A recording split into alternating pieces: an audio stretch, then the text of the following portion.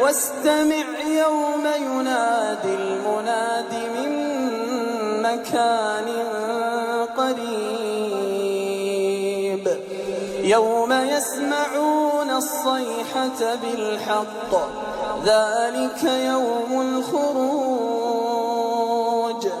إنا نحن نحيي ونميت وإلينا المصير يوم تشقق الأرض عنهم سراعا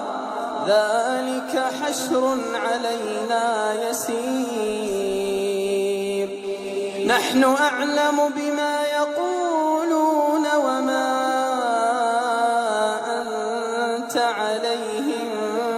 بجبار فذكر بالقرآن من يخاف وعيد